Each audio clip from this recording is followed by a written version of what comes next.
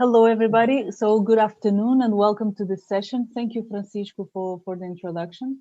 So I'm very happy to be moderating this session with so many hot topics on top of the table. So this workshop will be organized in two phases. Firstly, we will have two institutional interventions, and then we will have a roundtable with different industrial stakeholders to discuss a little bit about the topic.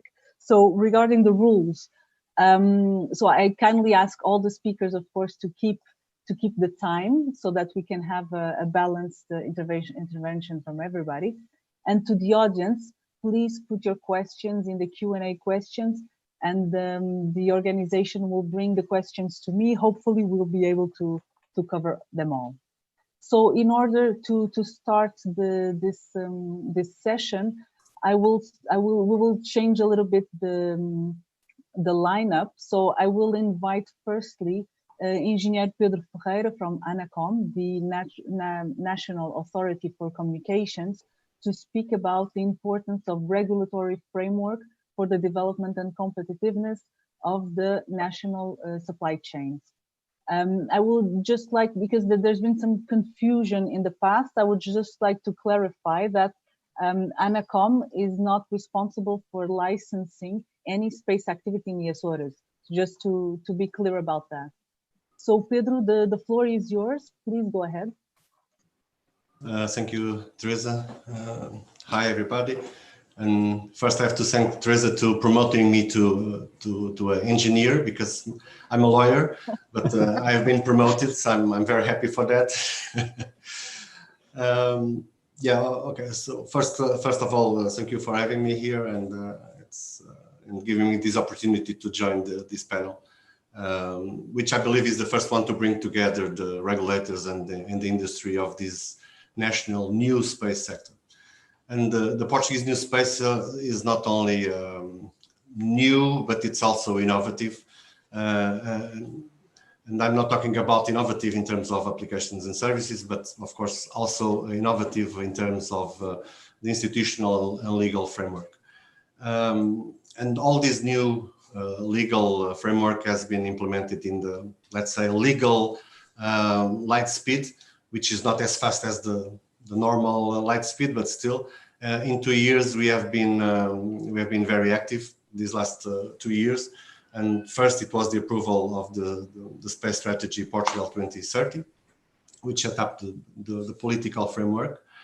Then the space agency was set up, the designation of ANACOM as the space authority, and also the approval of the space law, which is a decree law, followed by the corresponding regulation and also the regulation that applies to Azores space activities. And in my view, this institutional and legal design shows two things. First, it is market oriented, in fact. So in one hand, the space agency supports the national industry, to internationally escalate and attract investors. And on the other hand, the Space Regulatory Authority, ANACOM, regulates independently the space activities. And I mean, independently is in the way we understand also our role as regulators of other markets, like the telecommunication market. So independent means independent from the market players, but also from the government.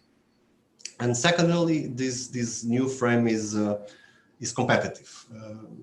Space markets are now global, and there may be more than one winner in these new markets. In particular, the launching markets for microsatellites, and the ones who innovate more, take more care of their startups, and who have the best strategic positions, both on upstreams and downstream markets, will of course be in a good position to win this competition.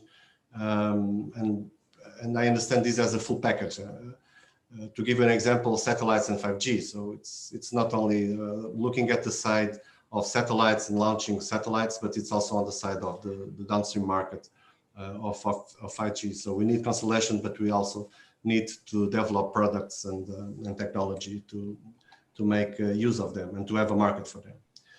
And here too, again, the legal framework can help. As I said, now we have this new space law and regulation that were issued last year, and they are drafted in a way they are business friendly, and they are in a kind of lightweight approach in what regards the legal framework. Of course, we need to ensure the economic actors' previsibility. We need to ensure that license or the liability regime or the insurance regime are set up under very clear rules. We also have to make sure that the public entities manage the space assets that are managed by Portugal in the correct way, like frequencies and orbits. And of course, we have to make maybe someday make sure that consumers have their rights.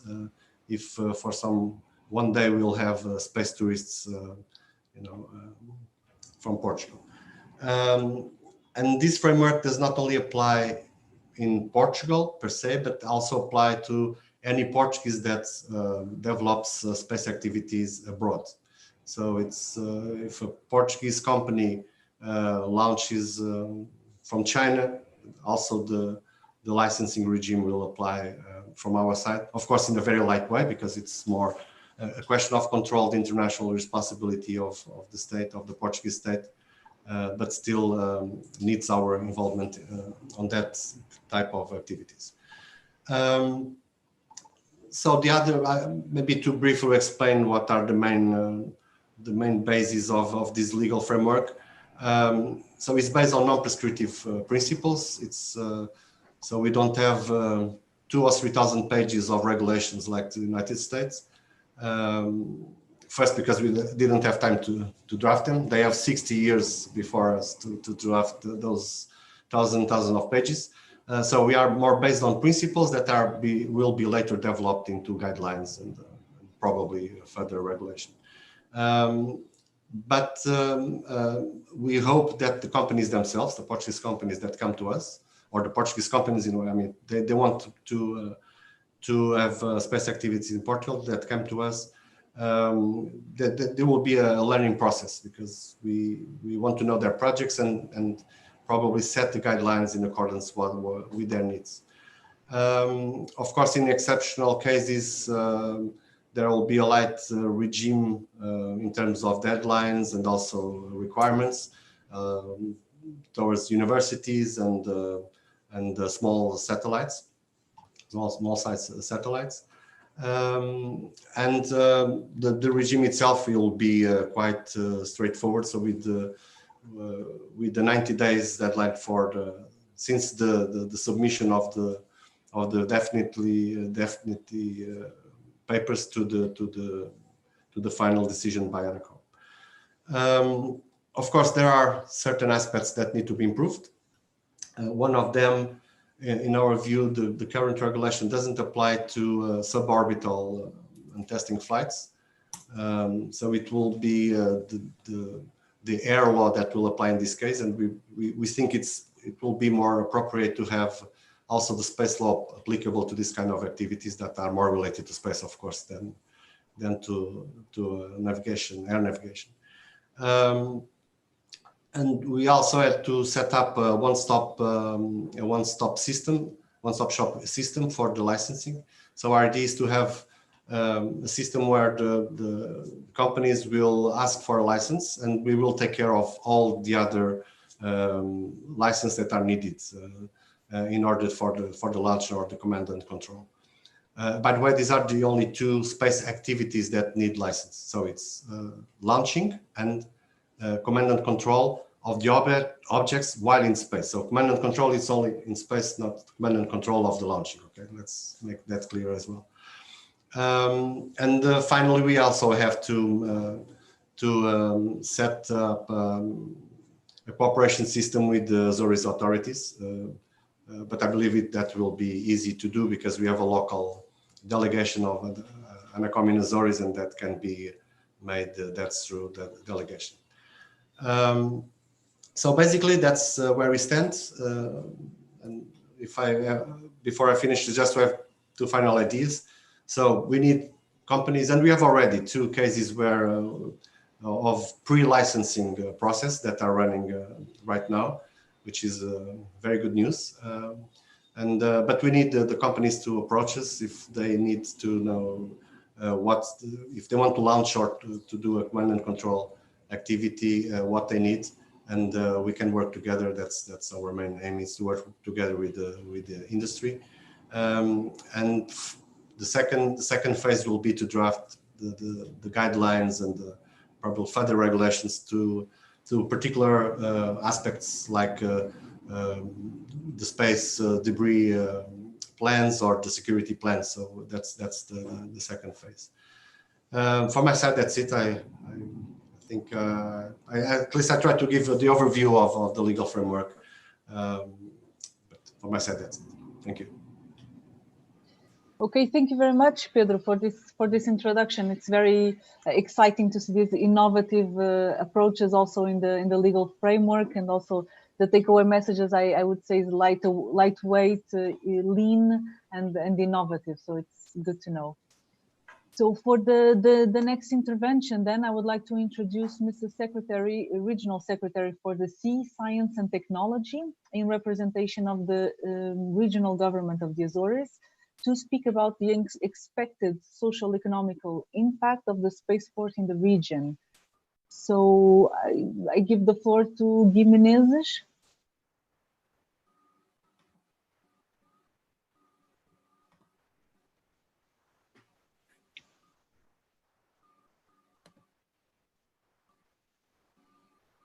Okay. Good afternoon to all of you. I don't know if you are, I don't know, my video is not on. I don't know why. Okay. I think, well, no. It's blocked. Okay. Okay, no, it's okay. Good afternoon again, and thank you for the invitation. Good afternoon to everybody which is participating in this panel. Well, the question is, and is it's easy. We expect, of course, impacts on the economy, on our industry, also in jobs, in employment, mainly in qualified employment. Jobs, and of course some impacts also in science and technology in the Azores, the development of these fields. As you know, all the return from the research and development projects in the space area, studies say that it can increase 4 or 5 times the return of these investments. It is with some of these expectations that we launch the spaceport tender. And of course, as you know, we have our economy is very dependent of 3 main sectors like agriculture, agro-industry, fisheries, and tourism. And this will be a completely different area of development, a new one, which will, we expect, to bring added value to our region, and also to human resources, qualify human resources to our society, to our economy. The Azorian society has some handicaps that it's not unique to our region, but it's also a problem in the Azores. We have an handicap of instruction of our society, and we need to, and this is one of the goals we have in the last years, try to attract and fix human resources, qualified human resources in our region. We have, of course, some research centers that are good and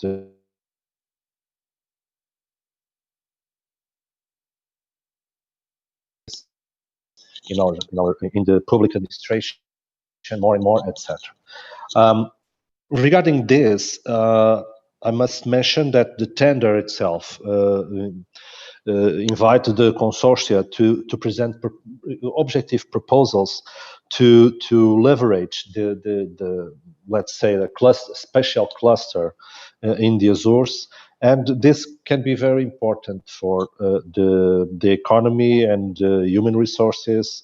And we also, of course, we expect that these proposals of the consortiums could spill over for other companies that already exist in the Azores, or others that will probably come and to stay around this spaceport. And we also expect that some of the effects could be on some of the effects could be in the networks of the research and development at the national and international level. This is the case, for example, in this effort we have been done in the last years, for example, regarding the VLBE antenna, the RIAC station, where we are contracting more human resources, qualified human resources, PhD people, to integrate this infrastructure and to start and to involve more and more this infrastructures in the networks of the research in this field in national level and international level. This is also the case of SST, where we preview to contract people that will work on this data center that is being built in Terceira Island in Terrinov Technological Park. And of course, the Air Center, which is also important, and in this context, it's important because Air Center could be a client or could be a user of the, and it already it is a user of the space technologies for deliver for science and for advice, political advice, or and support of the political measures that we must to implement, mainly regarding the climate change, studies of the ocean, etc. I will almost finish. So the proximity of the spaceport, I think, will create synergies with local companies and will attract more companies and more people, because we are talking about a cutting-edge project, even for Portugal and much more for the Azores. And we expect that synergies could leverage much of our economic development in the future, at least diversify our economical tissue. Of course, in the future we can preview some public support for all this, for the development of all this cluster that we expect to develop. And if this spaceport will be a real reality in the near future, and will be unique in terms of Europe due to its localization. And we know that this is well linked also with the European Union politics regarding the Green Deal, the digitalization, the climate change issues, the technologies of Earth observation. And we know that in the next framework, European framework, all these things are in the table and will be supported.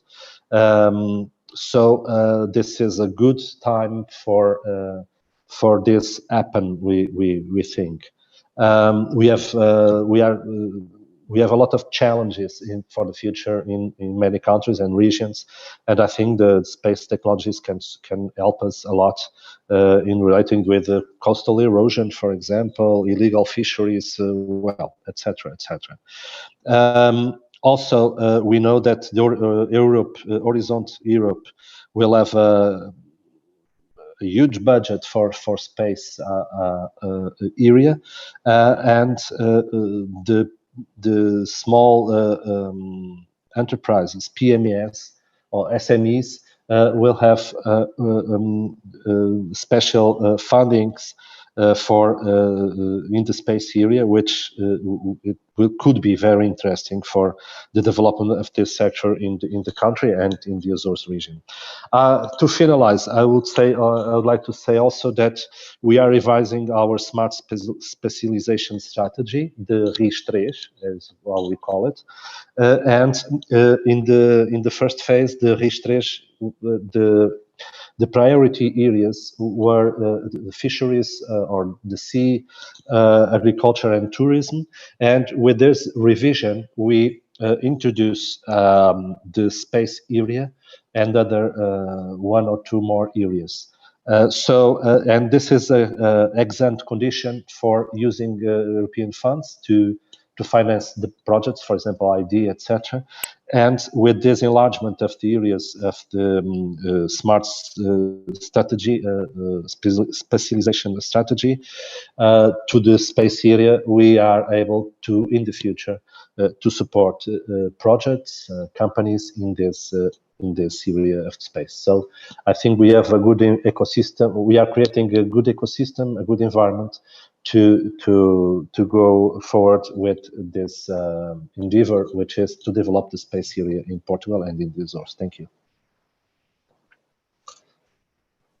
Thank you very much, Mr. Secretary. In fact, I think it's a great initiative, and I think it will boost the space sector, not only at national level, but also European and worldwide. So thank you for that. You also mentioned the open tender regarding the spaceport. Now, to do the transition to the roundtables, I would like to remind you that, of course, this is not a debate about the spaceport. So this is an open, ongoing tender. So also, I would like to be more neutral and to talk about spaceports in general and launchers in general, of course, in the region of the Azores as well. So now I will start then the second phase of this workshop, where I invite all the speakers to the screen somehow, and and then what we will do is that I will like to do, time allowing, 2 or 3 rounds for each of you, and I would like to ask you to keep for your speeches to 2 to 3 minutes. And so I would like to start with the first round, and in the first round I will ask you to introduce yourselves and also to share a little bit your views about the market, on the micro launchers, on the spaceports, depending on how you position yourselves. But also don't forget to introduce yourselves to the audience, because we may all not be so well known, let's say. So I will start with you, Jorn. We're following the lineup. And so, of course, I'm from Rocket Factory Augsburg. I think the name says it all. But also, you present yourself as an offer to the space transportation and end-to-end solution. Jorn, the floor is yours. Thank you very much, Teresa. Thanks for inviting me to this event. Yeah, you said it. Rocket Factory already bears in its name what we are all about. We are all space enthusiasts here in the company, developing a space deployment service. So our goal is to exactly fulfill Guy Menezes' wish, providing, let's say, data producers from space infrastructure, a transportation service into space. We want to deploy small satellite constellations in the fastest manner possible, and we have a really good concept to make that happen. We have a strategic investor in the back with OHB. They signed on as an anchor customer with 5 launches. We have a super experienced team with people who have done this before in similar ventures, let's say. And what is really driving us is doing this in a new space fashion, with industrialized components that we space qualify ourselves. And the low cost aspect is always at the forefront, because this is what we believe. Guy Menezes needs data to monitor climate change and the oceans. That's what he said. We believe that is exactly the right way. If we put more infrastructure up there for monitoring, we will be able to, let's say, monitor every square centimeter of this planet. And in the future, there will be no debate anymore, right? There won't be any debate. Are the guys discussing climate change right or wrong? It will just be a look in the history books of data, and we can tell them, yes, the temperature in that square centimeter of the world was 20 degrees last year, and now it's 25. This is no coincidence. This is what's really driving us here, everyone who's here. For us, it's very important to have a whole ecosystem built up. So with OHB, they are all on the data side, obviously, as well. we have the chance to really build a launcher to a satellite. They have tremendous knowledge in satellites. They give us requirements and we build it in an optimized fashion. But the spaceport, obviously, for us is also quite important. We are bidding under the tender in the Azores. This is no secret. So I'm also managing director of our subsidiary, the RFA Azores, who are involved there. We are very happy that the solution which is now selected for the next phase is based on what we suggested. So it's no surprise that we believe that we have a 100% fitting solution for that phase. I think most of the people in the call are unhappy, or let's say 50-50, maybe half of the people here is happy, the other half is unhappy about it. But that's competition, and I'm very, very eager to look forward how this phase ends. I think it will be quite interesting and a lot of fun with all of you guys. We think that we are in a good position to develop an open spaceport that can bring a lot of economy to the island, that we have a good concept to not only fly our rockets, but in a fair, competitive way, also other launch vehicles out of that spaceport. Therefore, we have partners in our consortium who will guarantee that. And I'm very, very eager to see and stand on the Azores and Santa Maria Island and see our launch going off from the spaceport being established there. I think I've never been in a more beautiful place in the world, and I would be super happy to see that happen. Great, thank you, Jorn, and thank you for your enthusiasm. It's contagious. So Bruno, back to you in ILEX. So you also present yourself as an enabler to support startups and established players to make the most of the space market. So you provide services in business strategy, business development, internationalization. Bruno, the floor is yours. Thank you, Teresa. Thank you all for the invitation for this panel. I think it's a very hot topic. Yes, I mean, I'm Bruno Carvalho. I founded ILEX in the UK back in 2017, precisely to focus on the business angle of these things, particularly focus on the how to use space into ground applications and how to expand not just the technology and the infrastructure, as Jorn is mentioning, that is required to be put up there, but also to how to make the most of it on Earth. I mean, I think we all agree that it needs to be monitored, as Jorn was saying, and Guy was mentioning. But it needs to be done also in tandem and in parallel with the efforts that have been done on the ground with the ground infrastructure. So we see space as a very important piece of infrastructure, but it's not the only piece of infrastructure, and we see that there is it needs to be complementing. I will give an example of 5G, which is one of the hot topics. You can't have 5G without satellites. Well, in theory, but also in practice, because you need to have global coverage to provide, automated cars running around in more remote areas. So you need to have that complement. It is, however, expensive to put to launch stuff into space, and obviously RFA and others are looking to bring those costs down. We are also in this process, so we are one of the three leading one of the consortiums that was selected or pre-selected for present a solution. We have a slightly different approach in terms of what we are suggesting for the Azores, but because we don't own a launcher, and we did so on purpose because we do believe in the openness of the concept. I mean, there are about 130 companies in the world developing small launchers, and we want to provide a service, or we believe that the Azores are in a unique position to provide a location for any of these to be launched from. And the race is still on, so it's still not understood who's going to be able to launch cost effectively. And we had recent examples from SpaceX to Rocket Labs that are successful with the various degrees of costs associated with it. There have their pros and cons. I mean, flying a small payload into space, piggyback is different than flying a dedicated launcher with that same payload. There are other services that can complement that and bring the cost of deployment down, which do not necessarily pass by a micro launcher. And it appears that I'm contradicting myself, because I do believe that the Azores are an important will play an important role on that. But we do need, I believe, also to manage expectations in terms of what we're going to launch from the Azores. It's not going to be Falcon 9. It's going to be launched from there. It's probably not going to be even the size of the Electron from Lockheed Martin. So it's going to be something smaller, dedicated services from a unique location in the world with access to all the types of orbits that people want to use. And that is very, very, very, very relevant. But it needs to be done in coordination with the industry. And I think by the lineup that Teresa's put up, I think we'll answer those questions as well. But it needs to be done also in tandem with the ground applications and the infrastructure that's put on the ground for that.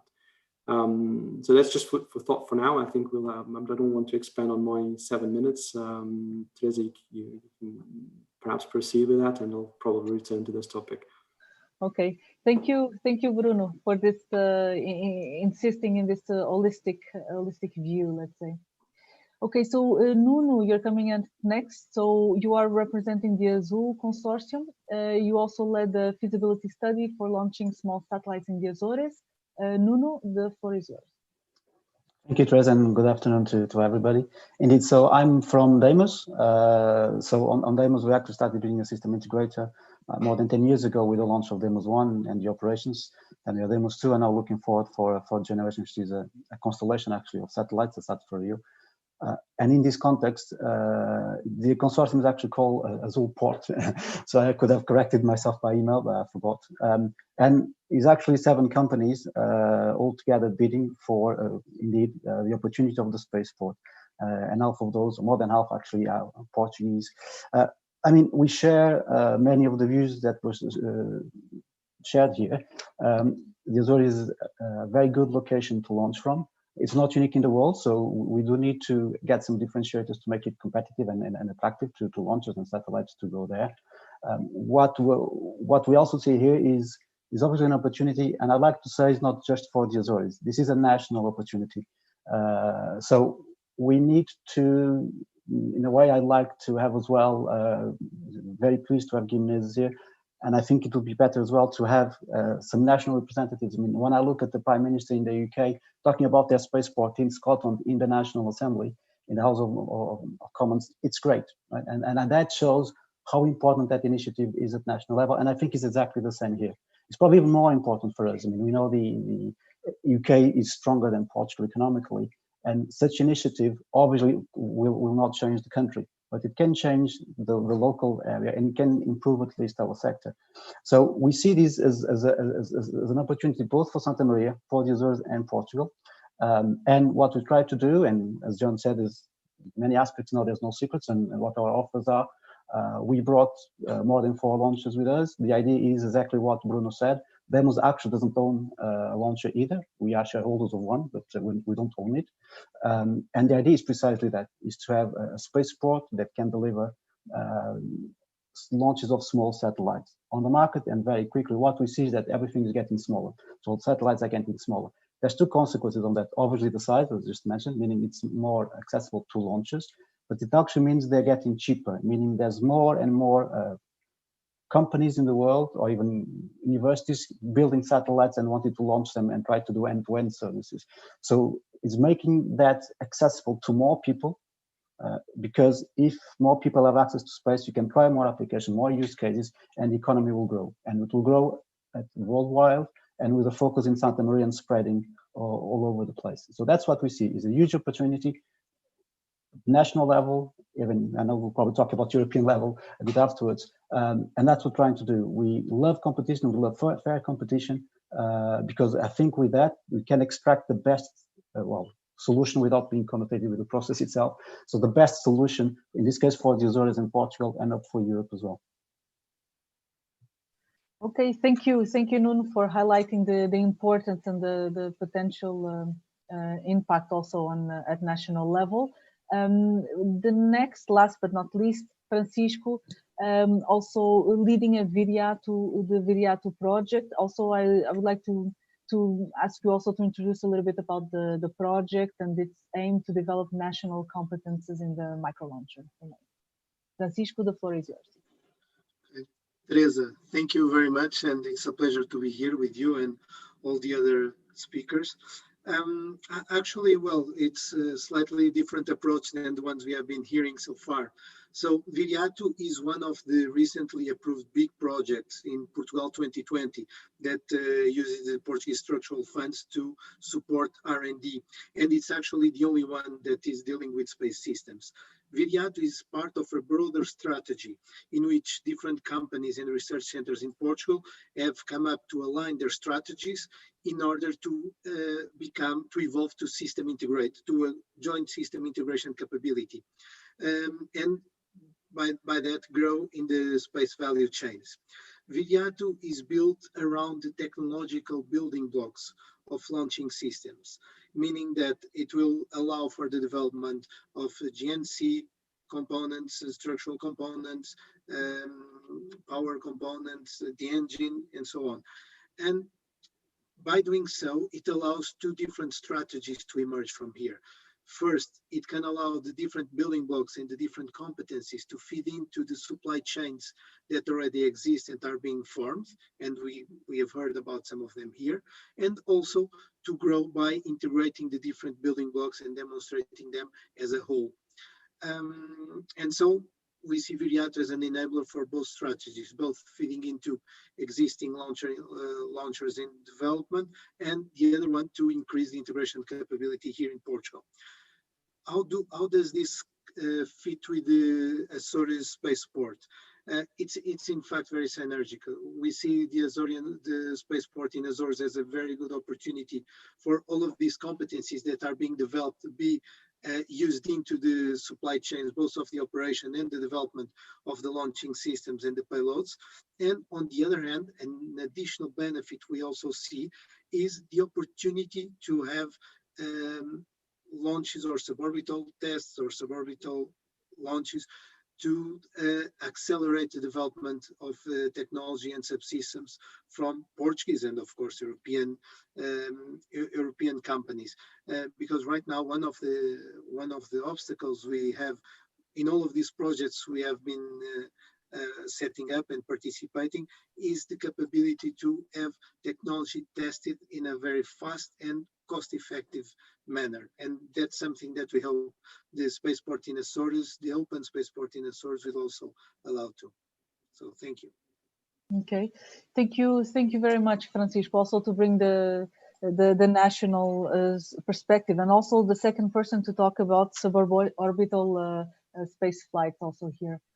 So I will start a new round. I'm looking at the clock. Probably we don't have, I'm not sure if we will have time for a third round. So I propose that you can even extend a little bit to 3-4 minutes and open up a little bit the discussion if you may, if you want. So in any case, I will go, Bruno, maybe I'll switch to you now and to ask you about business. So how do you see, easy question, how do you see the micro-launcher market and the impact of COVID, for example? Is this today the same market as it was 6 months ago? I don't think, to be honest, that COVID had much impact on space yet. It will come. Space lags behind on any crisis. We saw that with the financial crisis in 2008. So we ride the wave, and then when the wave goes down and the crisis hits, particularly the long programs. So I think we will see the demand, particularly for launches, to come around towards the end of next year, 2022, when some of the impacts, particularly on funding strategies, funds that were not realized this year will dry up. So there will be an impact, but not just yet. Regarding the micro launcher market, I think it still stands. As I was saying before, there is a gap in the market and it's public knowledge in terms of all the studies that point that way, in terms of what is the current capability offering in terms of launcher capability. And as Pedro was also mentioning in his open remarks, it's about how competitive we can be to put stuff up there and how agile we can be. And launching a small sat constellation, if you think that a small satellite will last for 2-3 years, 5 years at most, then you start need to replenish that constellation to keep your service running and improve it. which will then obviously create other issues with the debris mitigation and other things that Pedro was also highlighting, but that's a different topic. In terms of the business itself, I mean, the micro launcher may be more expensive, but it will certainly be more agile. And I'm talking about in terms of kilo to orbit, in terms of price per kilo. And if you think about the BRICE study that came out a couple of months ago, where of the 1,100 satellites that were launched, small satellites that were launched in the last 5 years, there was not one single one that was actually launched on time. When they and this is, you know, this is crazy, and I've been involved in several of them, and you can't just keep that timetable. And this is because either they piggyback on a bigger launcher, so that they have to wait for the main payload to be deployed, or they are not be able to raise their funds or comply with their own timetables because of constraints in terms of validation to a specific type of launcher, or be able to deliver their payload on time to the site. I think there will not be, I would argue that there will not be place for 130 micro launchers in the world, but there's certainly place for 2, 3, maybe 4. One's already in the market. There's probably space for another 2 or 3, 2 European maybe. If the flexibility and the costs will be able to come down in terms of kilo into orbit. Okay, thank you, Bruno. Nuno, I will swift to you. So this is this was a reflection about the micro launcher market. What about the spaceport market, Nuno? There are several spaceports on the go and being built and so on. Are we competing? Are the spaceports competing among themselves? Are they complementary? How do you see this market? Both. So if you don't mind, Therese, I'll answer that, but Sure. maybe use the time just to on the previous questions on the market, because we speak about spaceports, we need to talk about micro launchers, and we need to talk about satellites, because that's the full chain of value that goes there. I mean, what we see is, I mean, there's obviously office observation, telecom, educational, scientific satellites, and others, fundamentally, and defense ones, a bit less applicable in Europe, though they still exist. If you look at what happened to OneWeb, that's a bit of a sign of warning as well. So, and there's also, when you look at telecom, we see there's usually big companies behind telecom services, difficult to compete with, but can even, I mean, OneWeb has huge support from important financial players and still is in difficulty now. So we need to be careful as well, and Bruno said it, I think, in the other intervention, we need to be realistic about what's coming. We're optimistic, obviously, but we also cannot exaggerate. We need to set the expectations right, otherwise we'll frustrate many people and we'll have some bad consequences for all of us, and we don't want that. So the perspective is good, but I just think we cannot be dreamers. We need to be, you know, realistic and positive at the same time. So the market is there, more than enough observations, and we also count, if you look now, coming back to your question on spaceport, and in particular this one, there's also a national market, there's national opportunities, hopefully constellation that will be created soon that could be launched from the Azores, and that should all feed into each other. Answer more directly to you, I mean, spaceports historically were built to serve a nation and a launcher, and when I say nation, maybe in the, you know, could be a continent, and we're now in a different perspective. So Rocket Lab is still one spaceport, or 2 or 3 now, actually, 2 pads and another one, to serve one rocket, okay? The Azores is trying to be a bit different. I mean, Scotland is a mix. It's probably going more and more towards that way as well. And the Azores is trying to be a bit different. So this is where the Azores tries to find a niche in the market. Okay, so obviously the model of I have one rocket and I need a place to launch is valid. But we see, and all of us know, that there's launchers that have agreements with several launch sites, and that could happen. So the Azores is in competition for sure. I mean, it doesn't cost a penny. It costs a few millions, tens eventually, to build a spaceport, and that needs to return. It needs to return, and it's private investment needs to return also to the private.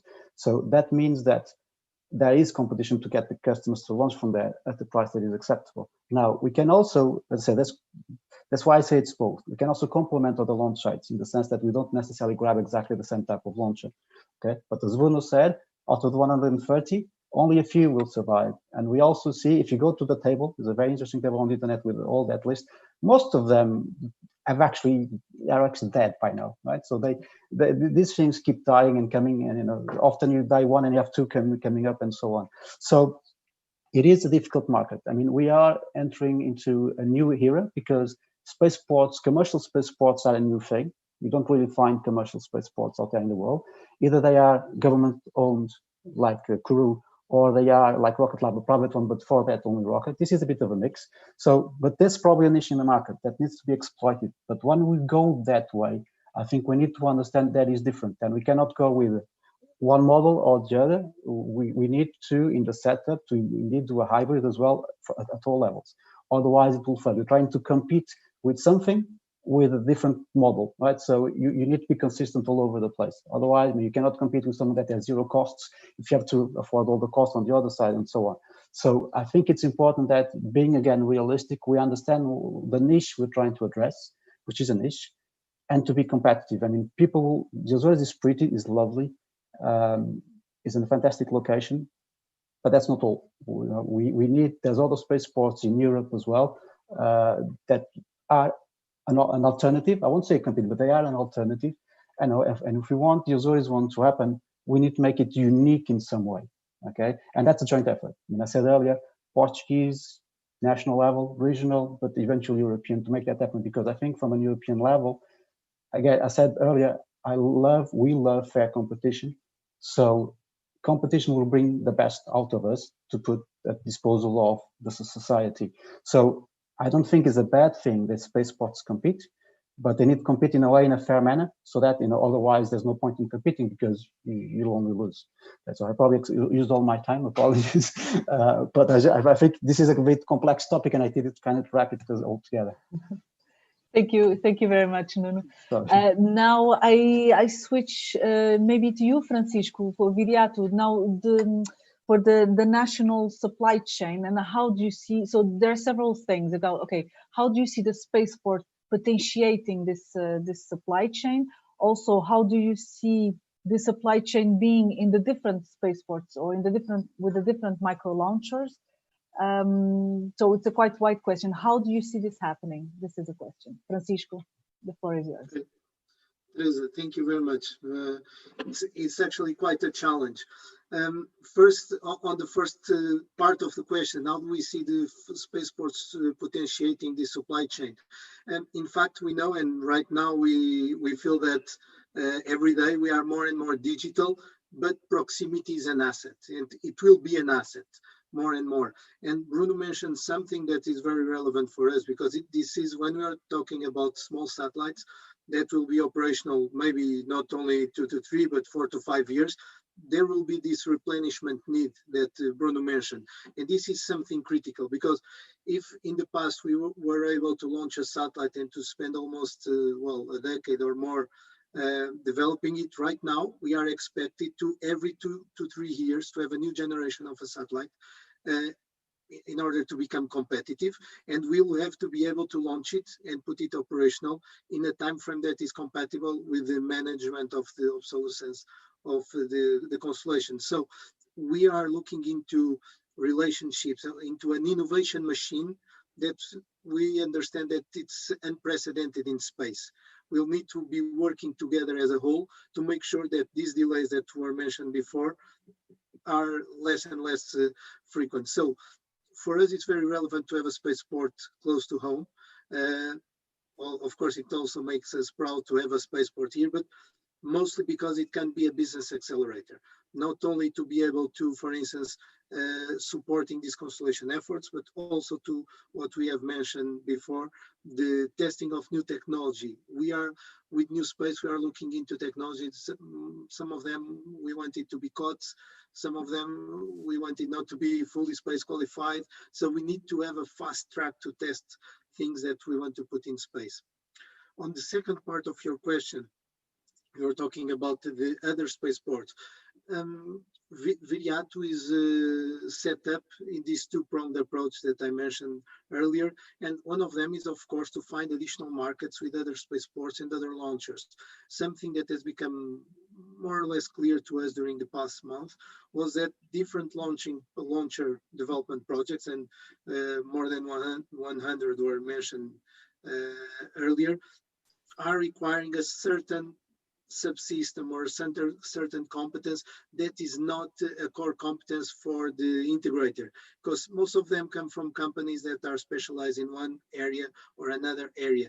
And we see some launcher development companies looking for engines, GNC systems, even some structural components. So what we intend also with Viriato and similar projects is to showcase this capability to be able, of course, to feed into the different supply chains. Finally, just as you said, market for us is very clear that it will be there. The question will be how will this market be shaped? For sure, it will require different business models. We were talking about this. It's no longer to launch a satellite, wait 7 years, and then it's profit. It's launch a satellite, wait 3 years, launch another one, get funding for the first generation, for the second, make sure you evolve in operations because otherwise you lose money, and so on. So it will be different, challenging, but market for sure will be there. Okay, thank you. Thank you very much. And also it's good to listen about the optimism about the market. Jorn, last but not least, I will, of course, ask you the same question regarding market for the micro launchers, but also I would like to take this opportunity. You mentioned this, the low cost focus you mentioned in the beginning of your intervention. And also, I'm thinking also we are also talking about here the supply chains and how in this context, and this is organized by the industry in Portugal, by the Association of Industry and Science and Research in Portugal. So how can how do you build your supply chain? How do you decide what to buy, what to make? What parts are you open, and how do you see this all working together? This is one question, and the second question, again, not to forget, is about your view on the micro launcher market. 3 questions in one. Wow, I need to take some notes then. On the micro launcher market, obviously, first, let's talk about competition first. Competition is always good, right? Look at this roundtable here. There are 3-4 companies in this roundtable telling you the same story. If only Nuno or only Bruno or only me or only Francisco would be telling you micro launchers are fantastic, everyone would think it's a crazy guy, don't believe him. Now we are 4 people telling the same story, and we have a chance to compete for a spaceport in the Azores. It's great, right? So this will give the local government there a great opportunity to select the best concepts. That's how you would ideally love to have it. It's the same thing that we do on every product for the launcher. We get 3 quotes, and the best quote wins. And the most commercial component that we can get flies on our vehicle. It's very easy, and it's a very good concept that works very well. On the market, there's not much to add. It's there. You can look in different studies from year to year. In these studies, there are more and more applications which are building on the small satellite constellations.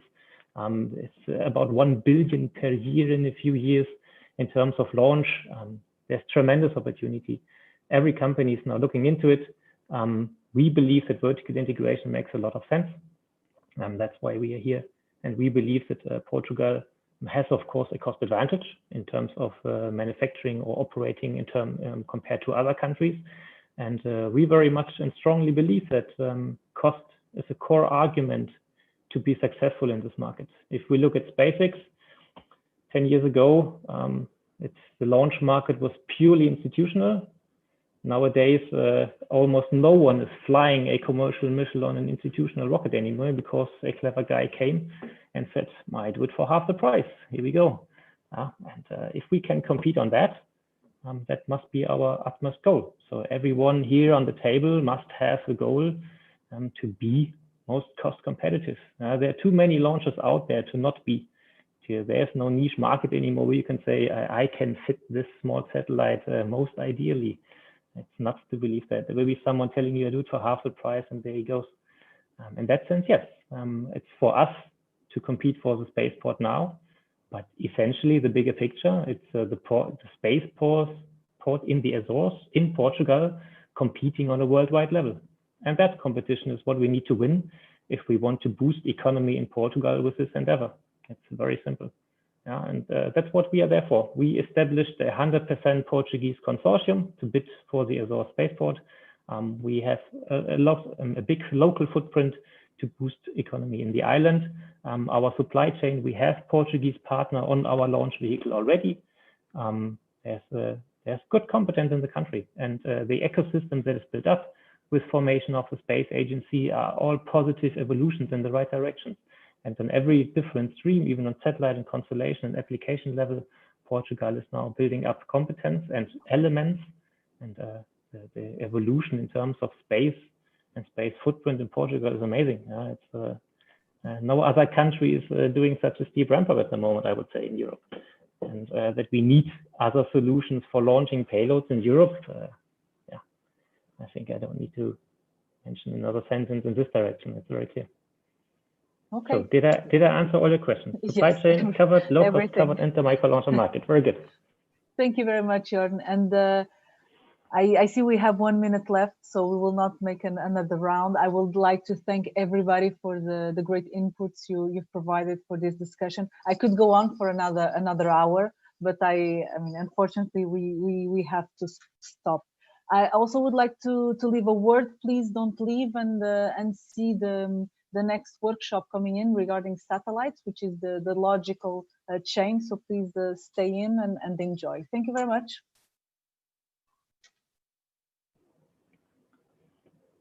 Thank you, Teresa. Thank you very much for your great moderation. And this was indeed a very interesting discussion and panel. Thank you to all the speakers also.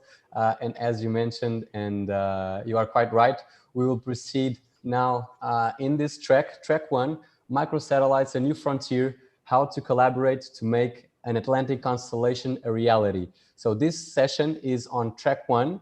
We will have other parallel session happening on track 2, and you can choose which live stream you want to watch in the agenda column, which is a left column of your screen. You click on live streams and choose track 1 or track 2. So if you're following us in track 1, Microlaunchers, a new way, a new frontier, how to collaborate to make an Atlantic constellation a reality.